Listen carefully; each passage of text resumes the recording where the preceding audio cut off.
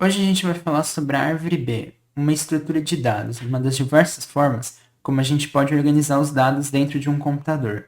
Bem, a árvore B ela pode ser representada como um desenho de uma árvore como a gente vê na vida real, só que a questão é que a árvore está invertida, a raiz fica para cima e as folhas ficam para baixo. Mas para que ela foi construída, né? Ela foi construída para realizar as operações comuns de outras estruturas de dados em árvore, pesquisa, inserção e remoção de dados em sistemas de armazenamento que leem e escrevem blocos de dados relativamente grandes, como os casos dos discos. Tudo isso feito em um tempo logarítmico. A gente pode dar um exemplo de utilidade dela, né, nos bancos de dados e sistemas de arquivos que você tem que lidar com muita informação e o HD é lento e essa estrutura surge para lidar com o problema do HD ser lento em comparação com outros sistemas de armazenamento e você não ter que levar muito tempo para saber se uma informação está ou não no banco de dados. Ok, eu falei o que a árvore faz, mais ou menos, por que criaram, especifiquei um pouco mais de forma abstrata, mas como que você vai identificar na prática se é uma árvore B ou não?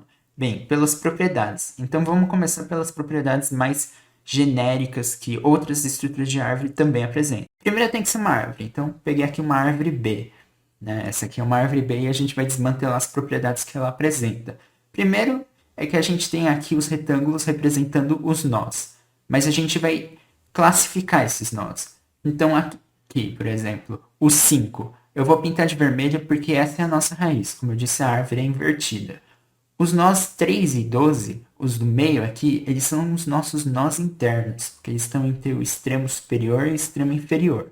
Agora, todos esses nós no extremo inferior, eles são as nossas folhas. Isso é importante destacar. Então, primeira coisa básica é uma árvore. Segunda coisa, a árvore tem que ser balanceada. O que isso significa? Mais ou menos, a árvore tem que ser, de certa forma, simétrica. Bem, se a gente pegar a distância aqui, vamos lá. O 5 que é a raiz, ele está na distância zero da raiz, porque ele é a raiz. Agora do 3 a gente tem já uma distância de 1, por exemplo. Do 2 a gente tem uma distância de 2. Mas não existe nenhum caminho da raiz às folhas que tenha uma distância diferente ou maior que 1. Essa é a definição de ser balanceado. Todo caminho entre a raiz e as folhas tem que ser igual ou deve ter apenas uma diferença de 1 de distância. Então, essa aqui é uma árvore balanceada, pode ter uma árvore B. Ok, vamos nos especializar um pouquinho mais agora nas propriedades mesmo da árvore B. Como no caso dos nós. Como vocês notaram, os nós têm mais de um número, né? Vamos pegar esse 678, né? São números separados, não é 678 não. É 678. Os nós, dentro dele, tem o que a gente chama de chaves. Então a gente tem a chave 6, a chave 7, a chave 8. E a gente tem um negócio que define quantas chaves um nó vai ter, né? Porque os nós são listas de chaves. O que é esse número que define o máximo de chaves ou o mínimo de chaves que um nó tem? É o que a gente chama de ordem da árvore. A ordem é um número arbitrariamente escolhido por uma pessoa, né? No nosso caso aqui, eu escolhi 2, eu vou explicar por que é 2. E por causa que a gente vai tratar de operações preemptivas, a gente diz que o número de ordem sempre deve ser par e sempre tem que ser maior que 2. Se você não for tratar de operações preemptivas, aí ele não precisa ser par, pode ser ímpar também, né? Mas sempre tem que ser maior que 2. Beleza, então vamos descobrir aqui qual é a ordem dessa árvore, pelas seguintes propriedades que a gente agora vai estudar na árvore B. A propriedade de máximo chaves e mínimo chaves. O que elas dizem? O número máximo de chaves que um nó vai ter vai ser 2t menos 1, onde o t é de ordem, tá? E o número mínimo tem que ser t menos 1. Então vamos pegar aqui o nó 13, né? Se a gente tirar menos um elemento daqui, o nó vai desaparecer. Então isso aqui com certeza é o mínimo, né? Se esse é o mínimo, então a gente faz t menos 1 igual a 1, né? Sendo o mínimo. E a gente vai descobrir que t é igual a 2. Então logo a gente descobriu que aqui a ordem dessa árvore é 2. E a gente também descobre pela regra de máximo número de chaves que um nó vai ter, que o nó aqui 6, 7, 8, se você adicionar mais um elemento, ele vai estourar aqui o nó, porque o número máximo de chaves que pode ter é 2 vezes 2 menos 1, que dá 3 chaves. Então, 6, 7, 8 está aqui no máximo. Se a gente adicionar mais um número, esse nó aqui vai ser obrigado a quebrar, que é uma operação que a gente vai falar mais para frente. Agora vamos falar sobre a propriedade de filhos da árvore B. O que ela diz? Para todo nó não folha, ou seja, os nós folhas não estão contando aqui. O número de filhos vai ser o número de chaves dos nós mais 1. Ou seja, vamos simplificar aqui. Pegando o nó 12, né? Ele tem um número de chaves igual a 1. Então, se a gente somar mais 1 pela propriedade aqui, ele deve ter 2 filhos, como ele tem aqui, né? Ele tem um nó com 6, 7, 8 e o nó 13, então tá certinho. Se a gente pegasse aqui o nó 6, 7, 8 e tivesse os filhos dele, como esse nó tem 3 chaves, então ele obrigatoriamente deve ter 4 filhos. Se ele não tiver isso, não é uma árvore B. Da mesma forma, a gente pode genericamente descobrir qual vai ser o número máximo de filhos e o número mínimo de filhos que essa árvore pode ter pelas regras anteriores de número máximo de chaves que um nó pode ter e um número mínimo, né? Então a gente vai descobrir que o número máximo de filhos que um nó pode ter é 2t e o número mínimo de filhos que um nó pode ter é t. Falando agora de uma propriedade mais genérica que apresenta tanto na árvore B quanto na árvore binária de busca, a gente vai pegar essa árvore aqui que é uma árvore binária de busca porque é mais fácil de explicar a propriedade, mas da mesma forma vai ocorrer na árvore B, que diz o seguinte: se a gente pega aqui o 5, que é o pai, a gente tem a subárvore esquerda com 3 e a subárvore direita com 12, né? O que ela diz? Todo número que a gente adiciona, que for menor que o pai, no caso, por exemplo, a gente vai adicionar 1 aqui. 1 é menor que 5. Então ele vai ir para a esquerda, a subárvore esquerda. Agora, recursivamente, o 3 é o pai. Então 1 é menor que 3? Ele é menor que 3. Então vamos recursivamente para o 2. O 2 agora é o pai. E aí o 1 é menor que o 2. Então a gente recursivamente vai descer. Mas como está no fim da árvore, o 1 agora vira filho do 2 e pronto, está ajustado. Da mesma forma que se a gente fosse adicionar, por exemplo, 1000, 1000 é maior que 5. Então vai cair para a subárvore direita. 1000 é maior que 12. Então vai cair para a subárvore direita recursivamente. Então 1000 é maior que 13. Então, na realidade, o 1000 vai virar filho do 13, né? Que ele chegou aqui no fim e ele virou uma folha nesse caso, né? Então, essa é a propriedade. Resumindo as propriedades da árvore B, para você identificar se é uma, a árvore deve ser balanceada, todo elemento menor que o pai recursivamente vai ir para a subárvore esquerda, assim como todo elemento maior ou igual vai ir para a subárvore direita. Todo nó tem que ter no mínimo t menos uma chave, com exceção da raiz, que ela deve ter no mínimo uma chave, assim como todo nó interno deve ter t filhos no mínimo. Da mesma forma, todo nó só pode conter no máximo 2t menos 1 chaves e, portanto, um nó interno pode conter no máximo 2t filhos. Ok, vamos falar agora sobre o algoritmo de busca da árvore B, né? Ele é bem simples e como funciona. Bem, como cada nó é uma lista, então você vai ter que iterar sobre essas listas e funciona da seguinte forma. Ele vai iterar até ele encontrar um elemento que seja menor que 4. E aí ele vai devolver o índice antes desse elemento que é menor que 4. Se esse índice for igual a 4, ele retorna ok, ele encontrou o elemento. Se não, ou ele vai entrar numa recursão para outras subárvores, ou ele vai retornar nulo porque acabou e não tem mais o que buscar. No caso aqui, como 4 é menor que 5 e ele não está aqui nesse nó, ele vai entrar numa recursão da subárvore esquerda. Como 4 é maior que 3 aqui, considerando que aqui só tem uma chave ou nó, né? Então ele vai entrar para a subárvore direita. E como aqui só tem um nó, ele vai testar se 4 é igual a esse aqui. Como é, ele vai retornar que deu certo. Caso não fosse, né? E como aqui essa seria a única opção de tal 4. Se ele não tivesse aqui, ele ia retornar falso, porque ele não encontrou o elemento na árvore. Só para complementar, a gente tem aqui o pseudocódigo para esse algoritmo aqui, em que aqui a gente vai ter toda a parte da questão de iterar até encontrar um número menor que o 4, para testar se ele é mesmo aqui. A gente testa se ele é igual, né? Caso ele seja, então você retorna. Neste caso aqui, se for uma folha, né, ele identifica se for uma folha, ele vai retornar null porque ele já chegou lá embaixo e não tem outras opções. Então quer dizer que não está nessa árvore o elemento.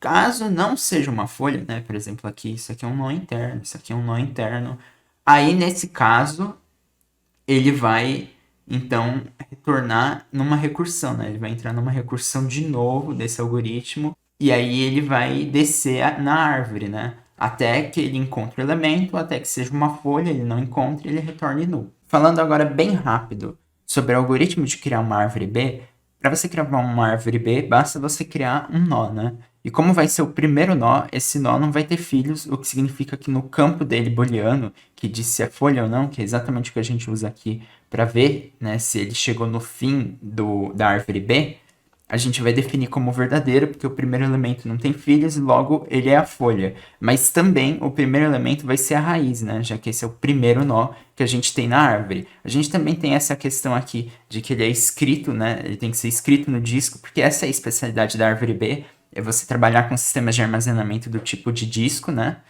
E é assim exatamente que você vai estar criando uma árvore B, né? Por algoritmo. Ok, agora vamos falar sobre um algoritmo muito importante que a gente vai estar usando quando a gente for inserir coisas na árvore. Porque quando a gente inserir coisas na árvore, muitas das vezes, ao inserir dentro de um nó, a gente vai acabar estourando o limite máximo que a árvore tem, né? Então vamos ter aqui um exemplo, né? A gente tem uma árvore com só um nó aqui, e esse é o nó raiz, né? A gente só tem uma chave nesse nó aqui, e a gente vê que aqui a ordem, né, que eu defini como T, né, só para o exemplo, ela é de ordem 2, né? E como a gente sabe, a gente tem a regra para saber o número máximo de chaves e mínimos, né? No caso, o número mínimo vai ser t menos 1 e o máximo é 2t menos 1, que significa que o número máximo de chaves que pode existir no nó, nesse caso específico, né, nessa árvore que eu criei, vai ser 3 e o número mínimo vai ser 1. Aqui tem um, né? Mas como aqui a raiz ele não entra nesse caso aqui de ser mínimo, né? Mas a raiz precisa de pelo menos ter um elemento, né? Então, vamos adicionar, por exemplo, aqui um 2, né? Vamos adicionar um 3. E, bem, agora ela já está lotada, né? Eu adicionei esse campo aqui só para exemplificar, mas quando você criar ela vai estar assim, né? E se eu for adicionar mais um elemento aqui, vai dar meio que zica, porque vai passar do limite e aí a gente vai estar deixando de ser uma árvore B, né? Porque a gente vai quebrar essa propriedade. Então, a gente tem o que a gente chama de algoritmo de repartição. Ok, esse algoritmo vai funcionar da seguinte forma. A gente tem aqui o elemento sim que a gente quer adicionar aqui, né? A gente não pode adicionar porque vai quebrar a propriedade do máximo. Então, como é que a gente vai fazer? A gente vai pegar o elemento do meio, né, das chaves, né? Então, aqui tem 3. O 2 é o que está no meio. Se fosse de ordem maior e aqui fosse bem maior, continuaria assim. Você ia procurar o elemento do meio. Tudo à esquerda vai virar filho do 2, só que vai ser a subárvore esquerda, né? Então vamos desenhar aqui para ficar mais claro. A gente tem o 2 aqui sozinho, porque o 2 vai continuar no nó raiz, né? Só que agora tudo que está à esquerda vai virar filho do 2, né? Então a gente tem aqui o nó 1. E ele vai sempre ter o tamanho de t menos 1, né? T menos 1. E como aqui a gente tem 2, 2 menos 1 dá 1, tem uma chave nesse nó, então tá certinho. Assim como aqui na direita, tudo que está à direita, né, vai virar um filho à direita do 2, e a gente consegue ver que as propriedades, né, estão todas certas, né? Por exemplo, aqui o 3 é maior que o 2, assim como aquela propriedade dizia. E tudo à esquerda é menor que o 2, né? Então tá tudo certo. E não tá dando nenhum problema com mínimo e máximo. Então bora agora adicionar, né? Já que agora só tem uma chave na raiz, se a gente for adicionar, o 5 vai dar tranquilamente, porque isso não vai esbarrar mais na propriedade máxima. E é assim que a gente consegue adicionar os elementos na árvore B por meio desse algoritmo. Ele resolve esse problema de inserção quando a gente tem um nó que está no máximo, né? Beleza, vamos tratar agora do caso zero de inserção, né? Algoritmo de inserção agora, né? Que é super importante. Bem, ele tem vários casos, mas basicamente o truque do algoritmo é sempre fazer com que a inserção ocorra em uma folha, porque a folha é a forma mais simples de você lidar, né, com inserções, né? Então a gente tem o caso zero, que a gente nem vai precisar usar o algoritmo que a gente viu anteriormente, que é o algoritmo de repartição, ou que em inglês a gente chama de split. Por quê? A gente finge, a gente vai adicionar o elemento 6, né? Bem, não está no máximo, a gente adiciona o 6 e beleza, esse é o caso zero, né? Bem simples, é só adicionar e tudo bem. Beleza, agora a gente adicionou 6, então agora ele está no máximo, né? E agora vai cair no caso do que a gente viu de aplicação da repartição, né? O algoritmo de repartição. Porque, por exemplo, finge, eu vou adicionar aqui o 8, né? Eu não posso adicionar o 8 aqui, porque vai dar zica, né? Vai estourar considerando que isso aqui é uma árvore de 2, tá? Isso é uma árvore de 2 porque eu defini 3 espaços e como regra de máximo, tem 3 chaves no máximo, né? Um nó. Então, beleza, vamos adicionar aqui o 8. Então, basicamente, a gente chama o algoritmo dentro do algoritmo de inserção, a gente vai chamar o algoritmo de repartição para lidar com esse probleminha aqui, né? Então, um vai vir aqui, ele vai ficar aqui na raiz, que é uma folha, aliás, né? E por ser folha, como eu disse, né? A gente sempre vai querer adicionar as coisas nas folhas, porque é mais fácil de lidar do que coisas que têm filhos, né? Então é mais simples. Então, vamos lá, né? Tudo que está à esquerda do elemento médio, que é o 1, vai virar filho do 1, né? E, portanto, vai virar filho da raiz, e a raiz vai deixar de ser folha. Então, bora lá. A gente vai adicionar aqui o 6, mantém todas as propriedades e tal, beleza. Agora a gente pode apagar aqui 1 só para adicionar um 8. Então, beleza, né? A gente tem aqui a adição, né, a inserção do número 8 para o caso 1, que é quando a gente está numa folha simples e a gente quer adicionar um elemento num nó já lotado, né? Ok, agora a gente vai realmente tratar de casos complexos da inserção, né? A gente tem aqui uma árvore bem mais completa, né? A gente tem uma raiz, dois filhos, né, da raiz, duas folhas e beleza, né? Vamos adicionar algumas coisas para complicar, né? Então vamos tratar o caso zero, né? Mesmo que sendo uma árvore grande, o caso zero seria o quê? Vamos adicionar o 2 aqui, né? Então, 2 é menor aqui que a chave, então 2 vai entrar para cá, né? Para a esquerda. E como aqui é a folha, então a gente vai querer inserir na folha. Então a gente vai inserir. E beleza, não tem que fazer mais nada. É o caso zero que eu tinha explicado. Mas, agora, por exemplo, finge que a gente quer adicionar um 9, né, nessa árvore. Como é que a gente vai fazer isso, né? Bem, o 9 ele é maior, então ele vai ir para a direita. Mas tem um problema, aqui já está lotado. E a gente viu que na repartição, a gente pega o elemento intermediário, né? Ele teria que ficar aqui, e aqui, esses aqui seriam filhos dele, né? Se tornariam filhos dele. Mas não é isso que vai ocorrer, porque se isso se a gente fizesse como filhos, né? E aqui ficasse assim, a gente veria que a gente estaria desbalanceando a árvore, porque a distância da raiz até essas folhas é diferente da distância da raiz até essa, o que estraga a questão de ser balanceado, né? Então não é isso que vai ocorrer nesse caso aqui específico. O que vai ocorrer é o seguinte: o 7 ele vai subir agora. O 7 vai ir para a raiz nesse caso, né? Se fosse, por exemplo, se aqui não fosse a raiz ainda, ele subiria para o nó pai dele, né? Então o 7 subiu. E veja que aqui tinha espaço, né, para ele subir, né? Que essa é uma outra questão que a gente vai falar ainda. Então, beleza, né? O 7 subiu, mas e agora, né? A gente tem aquela propriedade de que para um nó, né, com tantas chaves, sempre tem que ter o número de filhos de chaves mais um, né? Então, aqui tem duas chaves. Então, esse nó deve ter três filhos, que não é o que está acontecendo. Isso por quê? Porque o 6, né? Vamos melhorar aqui esse desenho, senão vai ficar muito ruim. O 6 aqui, ele vai continuar sendo aquela questão de ser o filho esquerdo do 7. Assim como o 8, ele vai se tornar o filho direito do 7. E aqui a gente vai poder apagar isso aqui, né? Ignorar. E a gente tem agora como fica a nossa árvore adicionando o 9, né? Por quê? Porque agora a gente vai adicionar o 9 e nessa questão aqui, o 9 vai cair, né? O 9 é maior que o 7, né? Então, ele vai vir para o filho do 7, né? O filho direito.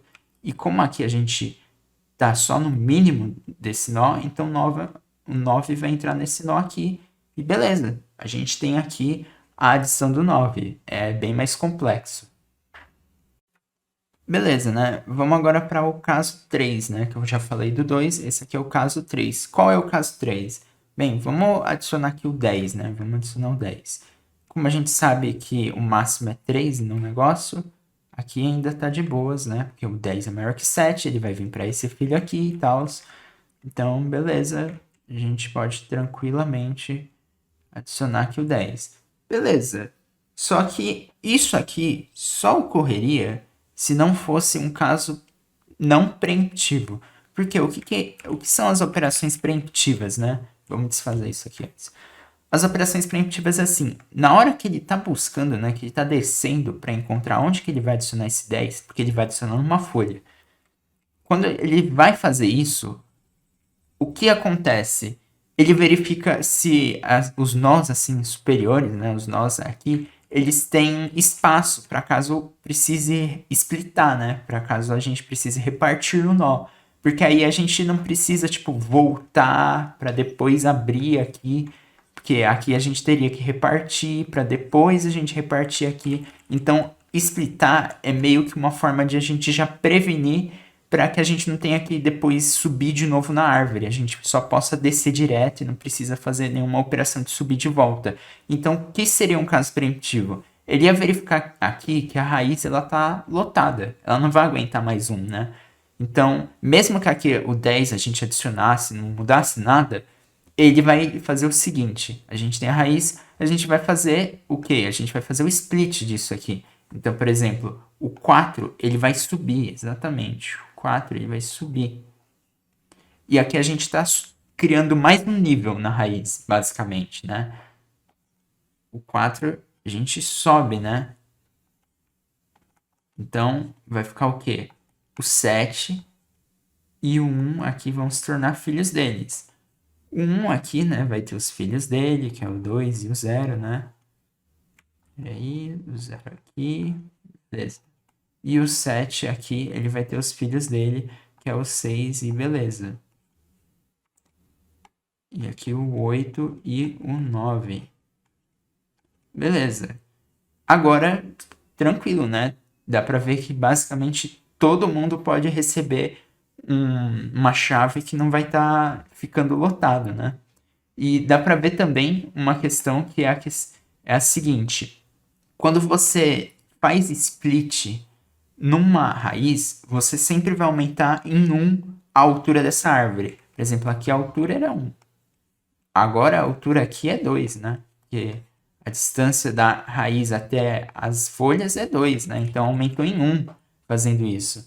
E agora, já que é preemptivo, agora ele vai passar, né? Por exemplo, 10 é maior que 4, é maior que 7. Beleza, né? Todos esses aqui, se precisar adicionar, não vai precisar fazer split, então tá tranquilo, não precisa fazer nada. E aqui a gente vai adicionar normalmente o 10, né?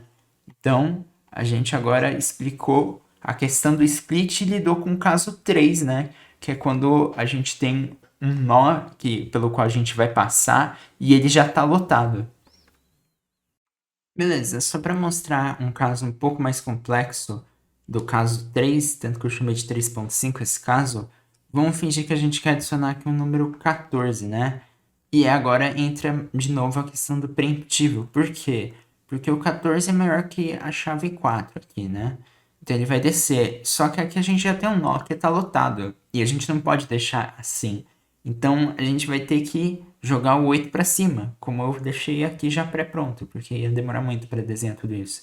Então a gente tem aqui como vai ficar depois que o 8 sobe, porque o 8 sobe, o 6 vira filho do 8, o 10 vira filho do 8 também, todos os filhos do 10 continuam para ele, os filhos do 6 também continuam para cá, um continua indiferente, porque essa subárvore a gente não mexeu em nada, e aqui a gente adicionou mais um elemento na raiz, né? Mais uma chave aqui no nó raiz.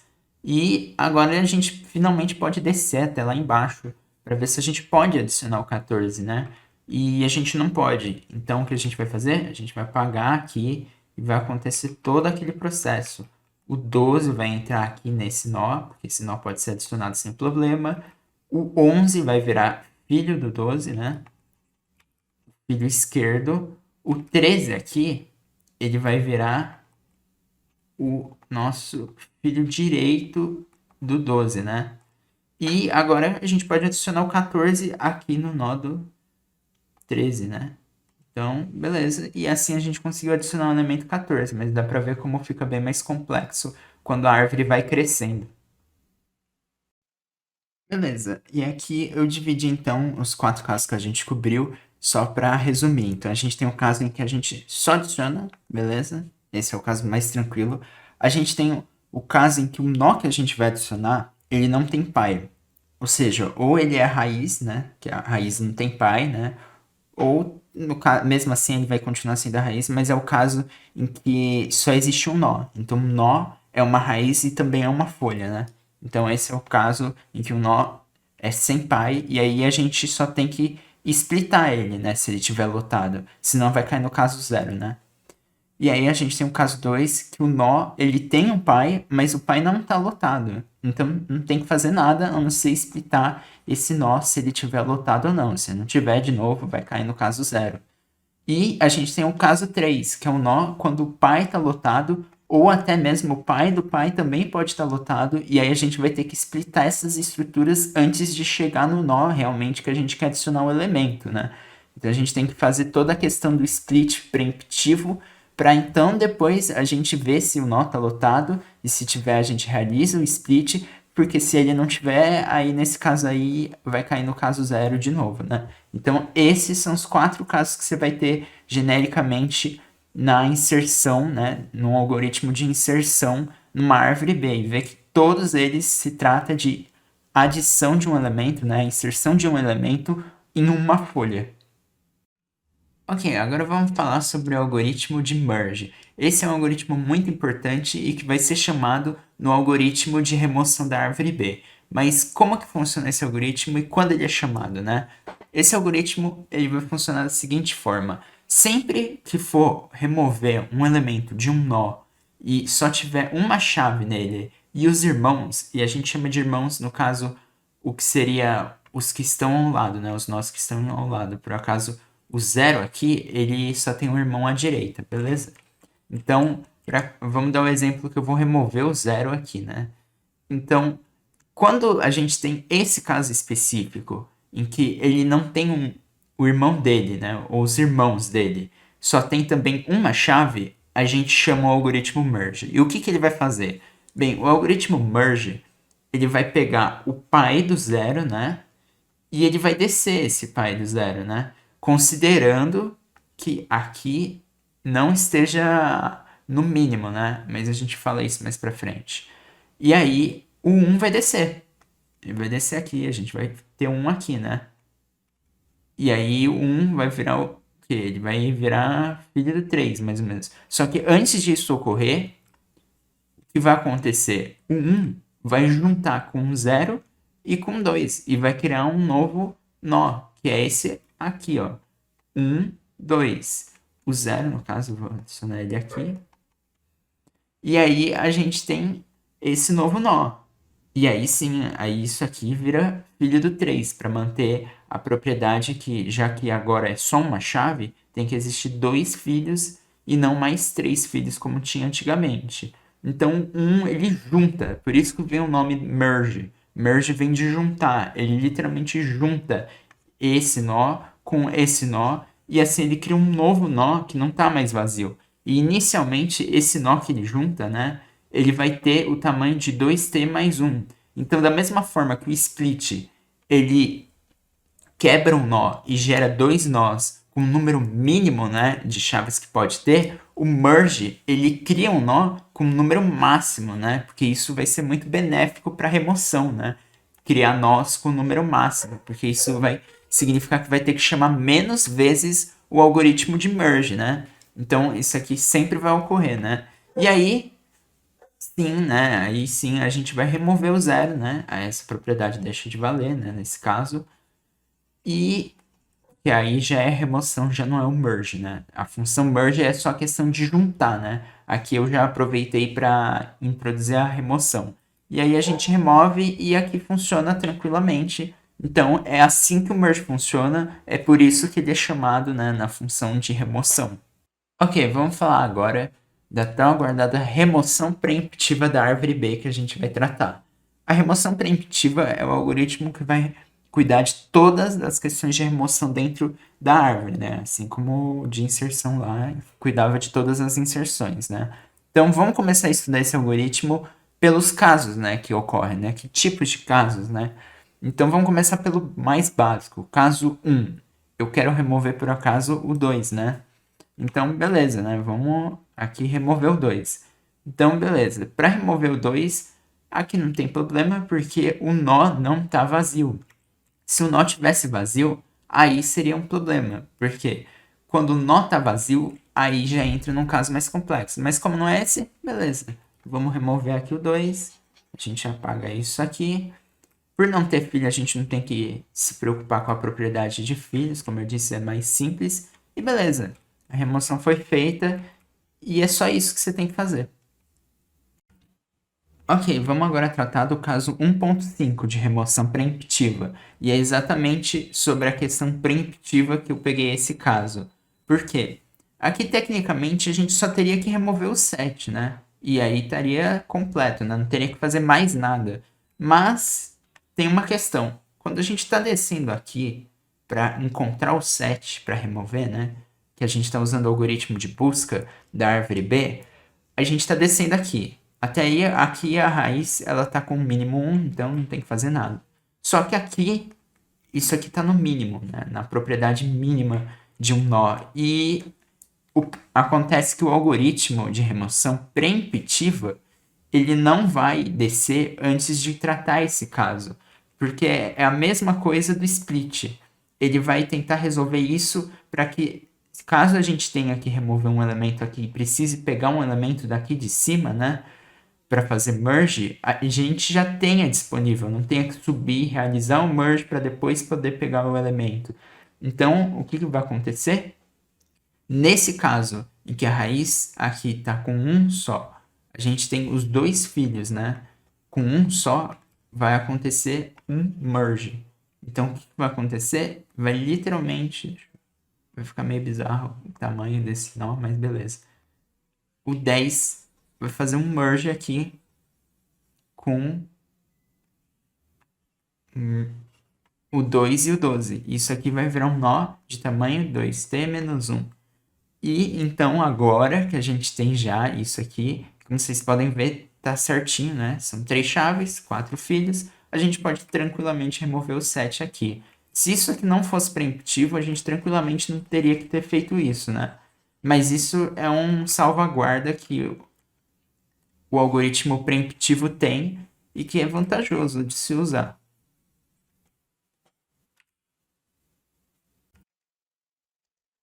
Outra informação interessante que a gente pode tirar aqui do caso 1.5 é que esse vai ser o único caso em que a gente vai ter a árvore reduzindo de tamanho. Que é o caso quando você tem a raiz, como tinha antes, né? O 10, tinha aqui o 2, o 12. E quando acontece que os filhos da raiz eles estão sozinhos, a raiz ela vai sempre fazer um merge. E isso sempre vai estar reduzindo em menos 1 o tamanho da árvore, né? Que é a distância da raiz às folhas, né? Beleza, seguindo a gente vai para o caso 2, né? A gente quer remover agora o 5. Ainda é na folha, beleza então, né? Então vamos ver. O 5 ele tá sozinho, então a gente não pode simplesmente remover, porque isso vai dar problema de balanceamento na árvore, se a gente remover dessa forma. Não é o jeito correto. E como o 5 está sozinho, o que vai acontecer? A gente vai verificar os irmãos do 5. Aqui o 5 tem tanto irmão da direita quanto para a esquerda. Então, o que a gente vai fazer? A gente vai pedir emprestado um elemento, né? Uma chave do irmão. E ela vai ocorrer da seguinte forma, né? A gente primeiro tem que escolher ou é a direita ou a esquerda. Isso aí é uma questão que você escolhe pessoalmente, né? E é bom sempre definir só um lado, né, para todas as operações. Então eu vou escolher a direita, né? Então vamos ver, ó. A gente tem o 4 aqui, né? Como ele vai emprestar um número, o 8 vai ser o número emprestado, ok? Vai ser sempre o primeiro elemento e o 8 vai ser emprestado. Mas o que vai acontecer? O 8 ele vai subir para cá e o 6 que vai descer. Então é assim que vai ocorrer o empréstimo. Então vai ficar como? Vai ficar aqui o 4, aí a gente tem o 8 Isso aqui tudo dentro do nó.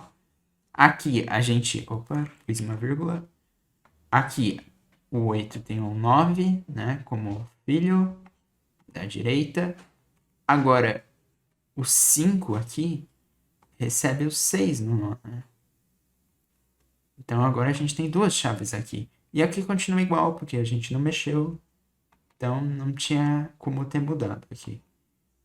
Beleza. Continua as propriedades dos filhos, continua tudo certinho. E agora aqui não está mais no mínimo. Então a gente pode tranquilamente fazer que nem o caso 1 e remover o 5. E aí a gente completou o caso 2 de remoção. Beleza, vamos para o caso 3 de remoção.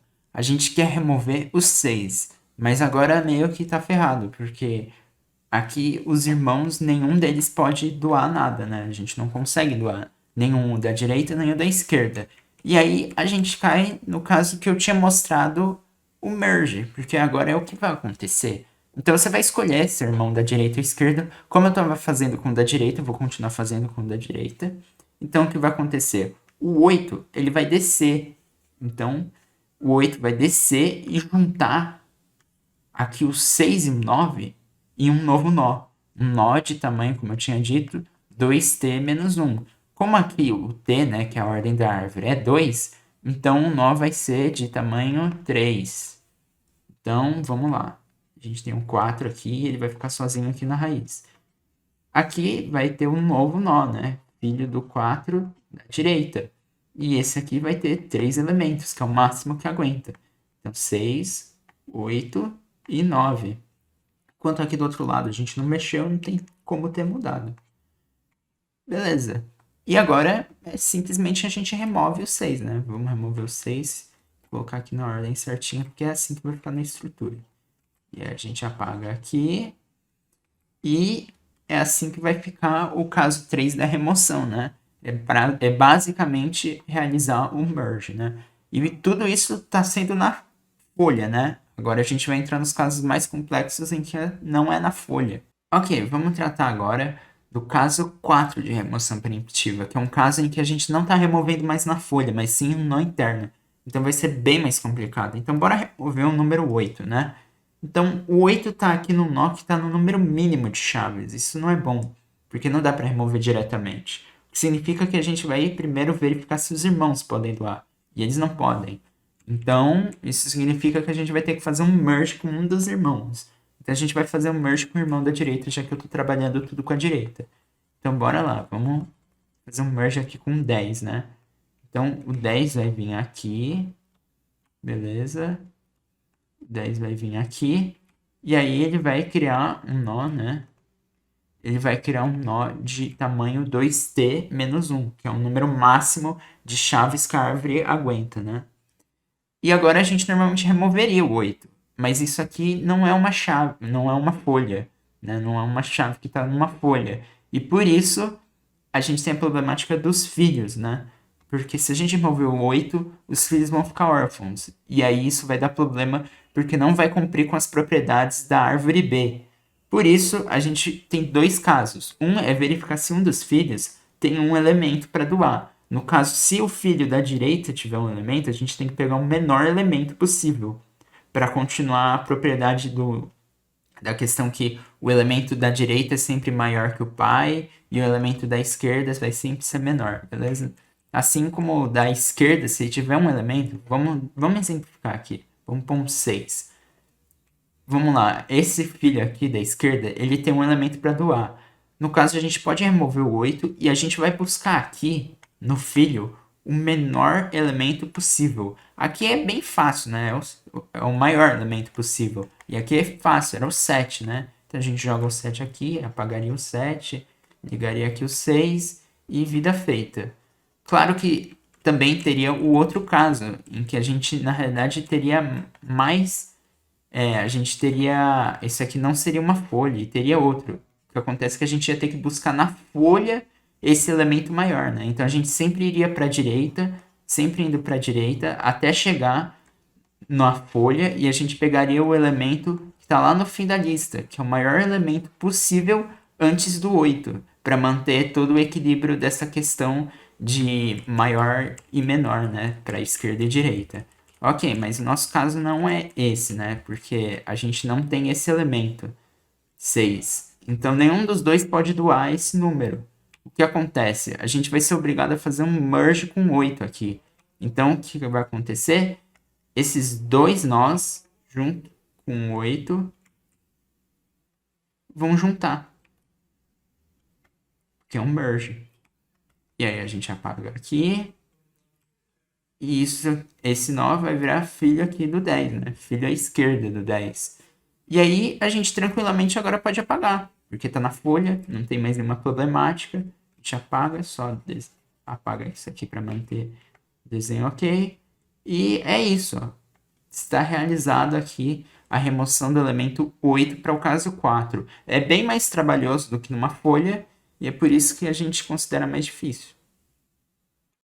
Beleza, então, bora realizar agora a remoção preemptiva do caso 4.1, que é um caso muito igual ao 4, só que a gente tem algumas peculiaridades, né? Então, bora lá. A gente quer remover o 3 aqui nesse caso. Então, vamos ver. O 3 está no nó de número mínimo de chaves, então a gente não pode simplesmente remover. Vamos verificar com o irmão da direita, que é o único que ele tem. O irmão da direita pode doar um elemento, né? Então, beleza, né? Como que vai acontecer? A gente vai pegar esse elemento aqui, o 10, e ele vai subir aqui para a raiz. E nisso, o 6 que estava aqui, ele vai descer aqui. E vai entrar aqui junto com o 3. Tudo bem, mas agora a gente tem um problema que, se a gente apagar isso, aqui o 12, tudo bem, né? O 12 vai virar agora, o 11 vira o filho do 12, né? Mas e esse aqui? Bem, basicamente agora o que vai acontecer, vamos primeiro conectar aqui para não dar problema. Beleza. Essa folha aqui, ela agora vai virar o quê? Isso, o 5, ele é filho, na realidade, do 3. E agora o 7 e o 9 vão virar filhos do 6. E dessa forma, a gente agora tem esse caso aqui. Só que a gente ainda não pode remover, né, o 3. Mesmo que aqui já não esteja no mínimo, a gente não pode remover. Por quê? Porque nesse caso específico, a gente tem os filhos ainda. Então vai acontecer o caso daquele. A gente vai verificar com os filhos se um deles pode doar. No caso da esquerda pode, né? Esse aqui ele pode doar. Então o que a gente vai fazer? A gente vai pegar o 2 aqui. E aí a gente pode finalmente apagar o 3, que é o que a gente quer. A gente põe o 2 aqui, põe o 1 aqui. Vamos só ajustar aqui o nó para um novo tamanho. E agora a gente finalmente conseguiu realizar a remoção do 3, né? Todas as propriedades, né? Tanto de ser maior e menor, como as questões dos filhos e das chaves, tá tudo certo agora. Então, esse foi o caso 4.1.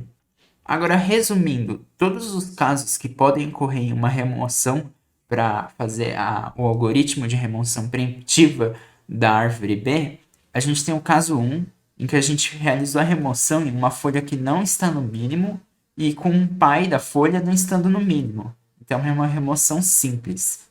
A gente tem o caso 1.5, que é a remoção na folha com ela não estando no mínimo e com o pai estando no mínimo, o que obriga você a fazer um merge por questões preemptivas. O caso 2, a gente remove uma chave em uma folha que está no mínimo, então a chave é única lá. Então ela é obrigada a ver se os irmãos podem emprestar uma chave. O caso 2, os irmãos têm uma chave extra, então não tem que fazer nenhum tipo de merge. No caso 3, a gente remove a chave numa folha que está no mínimo, só que os irmãos dela também estão no mínimo, o que obriga a fazer um merge para resolver o problema. No caso 4, a gente tem a remoção já em um nó interno, com ele estando no mínimo, o que obriga a verificar se os irmãos podem doar. E também tem a questão já dos filhos. E no caso 4, os irmãos e os filhos, eles estão no mínimo, o que obriga a gente a realizar 2 merge. Já no caso 4.1, a gente remove uma chave no nó interno, com ele estando no mínimo, só que os irmãos e os filhos desse nó interno, eles não estão no mínimo, o que significa que eles podem doar as chaves e não precisa realizar nenhum merge nesse caso. E aí a gente passou já por todos os casos que podem ocorrer numa remoção de árvore B. Com isso, a gente termina a explicação sobre a árvore B, tendo passado sobre o que é a árvore B, qual foi o motivo pelo qual eles criaram ela, quais são as suas propriedades e como funcionam os algoritmos que tem nela, né, de inserção, remoção, busca e até a criação da própria estrutura.